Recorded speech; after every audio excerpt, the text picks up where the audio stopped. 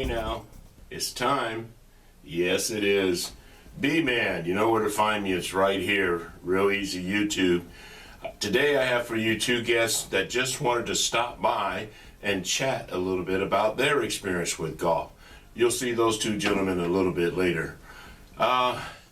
It's a horrible, horrible time for golf right now. Is it? PGA Tour's canceled. Things are just going haywire. But they're serious. You have to be careful. Don't take any chances. Not until we really know. The coronavirus is a virus. They give you 3 examples of diabetic people, stay away. Heart patient people, stay away. If you have a low immune system, there's certain things you just have to stay away, my friends. I want to see you down the road watching a few more of these YouTubes. All right? So be safe. Watch yourself. All right. Winning and having an edge. What does it take? Well, for every golfer, I don't care who you are.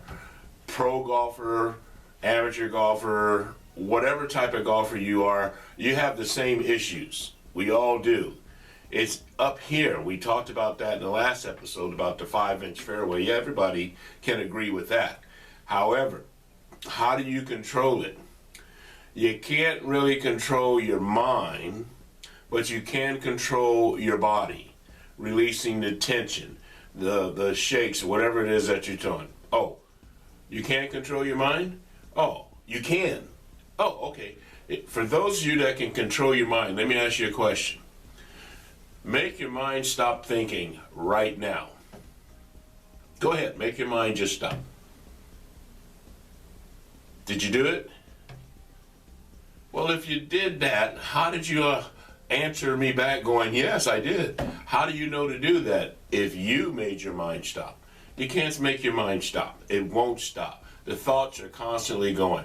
When you're playing golf, they speed up.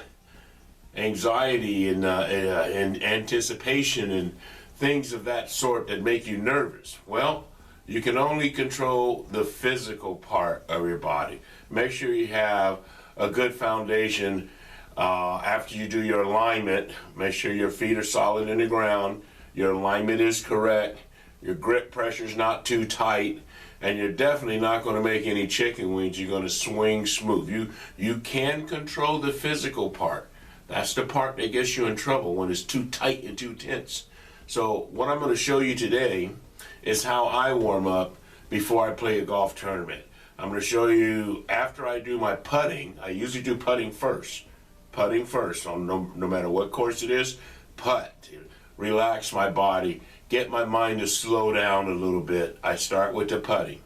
I go over to the range and I hit balls with my pitching wedge, with my 4-iron, and with my driver. Those are the 3 clubs that I hit before playing a tournament of any sort. So I'm going to show you how I do that, and make sure you stay tuned to the new gentleman that just, like I said, just stopped by. All right? We're going to do that, and I'll be back at you in just a few.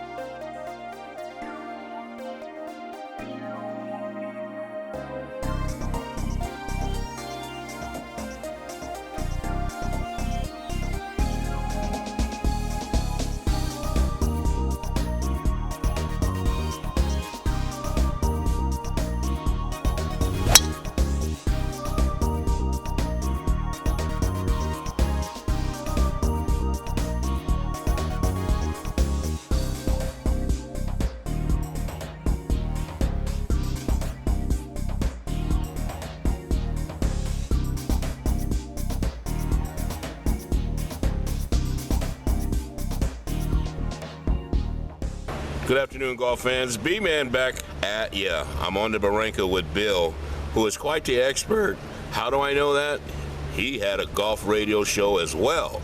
Bill, welcome to the show. How are you? Thank you. I did the Metro Golf Show on WVOX Radio in New Rochelle for 14 years, every Saturday morning.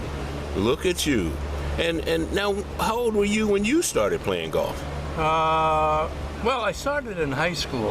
I remember going to, there used to be a place that had a par 3 course. Yes, sir. And I used to go play the par 3 course, and that's where I started to play. So I would say I was probably 13, 14, something like that. Wow. And yet you still play today. Why? That's what I keep asking myself. But, you know, you have to have a lot of patience, understand that no 2 rounds are the same, you know. It's one day you got it, and one day you don't. That's what happens. Wow. Can you tell us a little bit more about the show you had when you were on the radio? What kind of interviews did you do? Well, the reason we called it the Metro Golf Show, unlike a lot of shows, was that we tried to make it a mixture of local and national, so that we'd have certain segments where we would have a scoreboard of all the tours, and then any local events, if there was a tournament, usually they were during the week, so by the weekend we'd have the winner on our show. We'd have live phone calls. We didn't take many phone calls from listeners. We pretty much, because it was only a half an hour with commercials, so we packed a lot in, and we'd have a lot of features. We had one interesting segment called Diamond Links. Wow, okay. Where we would get ball players to talk about their golf. Ah, that must have been interesting. Yeah, so, but I think the great thing over the years, I think with the exception of Tiger and Phil, we had just about every big name in the world of golf over the years, so. Unbelievable. Now, all these years, what exactly has golf meant to Bill? Well, you know, it's meant friendships. It's meant, one of the great things when I did the golf show was that I got to know all the local pros, and I made a lot of friends with the local pros in the area, and you know, played a lot of golf in some great places and stuff like that, mostly because of the golf show. Well, you know, that's very inspiring coming from you. Now, Bill, if you had to give a golfer a tip, beginner golfer, intermediate golfer as such, what tip would Bill give? Well, it's funny, I just learned something yesterday watching the pros play. Yes, sir. I've had a lot of trouble with my chipping and pitching, and I noticed that they keep their feet very close together. And I did that today, and actually it helped a lot. So that's an interesting tip. That you can get a lot of tips just by watching the pros. Watch what they do. Very good, Bill. Listen, we certainly appreciate your candid comments. Quite a good listen, I think, for this interview, and you had a lot to say about what you did that will help people, and that's what this is all about. Thank you for being on the show. We certainly appreciate you. Thank you for coming. Thank you for having me. You got it. Good afternoon, golf fans. B-Man here, unlikely guest. Larry, who is quite the golfer, Whoa. has also been in the media before as well. So let's kind of see what he has to offer us as far as inspirement about golf. Larry, how old were you when you started golf? I was about 40, actually. I came late to the game. And you never liked it before? I had never set foot on a golf course. It just wasn't in my area of familiarity or my social circles or anything like that growing up. And then through my work as a journalist, I got to help cover the Masters one year, and that was the first golf course, Augusta National, that I ever set foot. And what did you think of Augusta? I hope it's like the vision I had. Well, you know, I turned to my friend who I was helping at the tournament, and I said, no wonder you guys are so gaga over golf. This place is amazing. It's so beautiful. And he went, Larry, and they're all just like this. All the golf courses just like this. Of course, I knew he was kidding around. But when I got home from Augusta, he lent me a garage set of clubs, and off I went.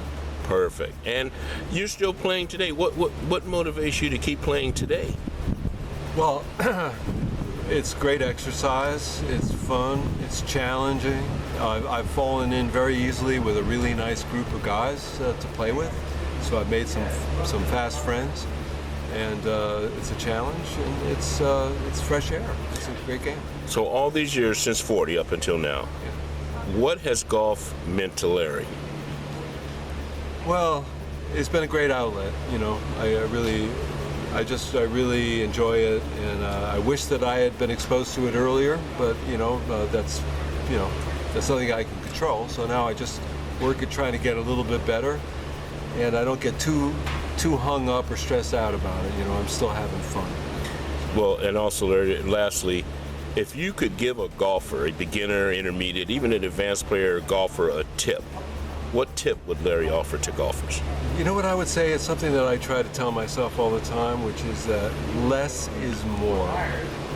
Less effort, more control, slower, smoother, easier, loose, rather than getting uptight, stressed, and aggressive. Those are bad things. Those hinder you, and the other aspects help you strike the ball solidly. So that's what I would say. Now that, folks, is some solid information. You heard it from the horse's mouth. That was Larry giving you a tip. I would use it. Thanks, Larry. Thanks for being on the show. Got it, Bruno. All right, so welcome back. What did you think? Did that help you at all? What about what the gentleman had to say? Pretty cool, huh?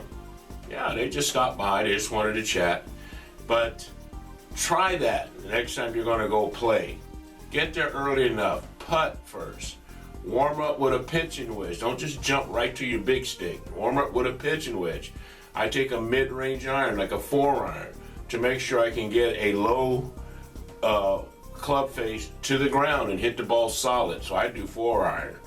And then I do the driver, just to make sure I'm going to be not embarrassing myself on the first tee, because you know how important that first shot is, and you know exactly what that first shot means to you. So take your time. This week is all about being safe. Don't put yourself at risk, especially if you're older.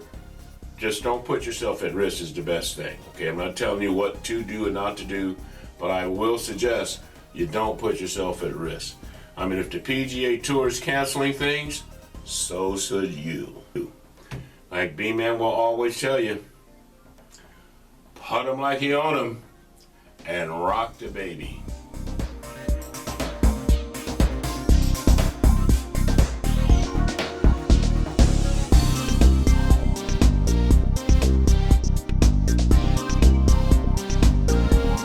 Remember to subscribe, hit like, and tell your friends.